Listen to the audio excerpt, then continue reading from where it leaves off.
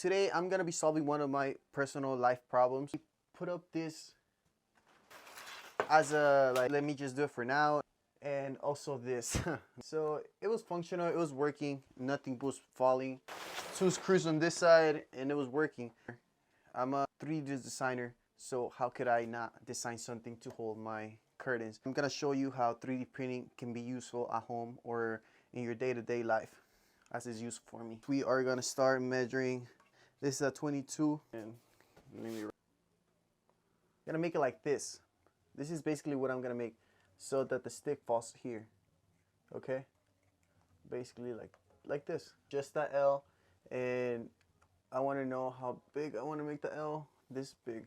It's 52, and for this one, but it's functional, but it's not what I want. This is the other thing. As you can see, I was just holding the stick right here.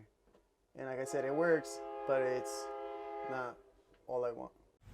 I'm gonna be removing what I had as a for now thing, and this is what I designed.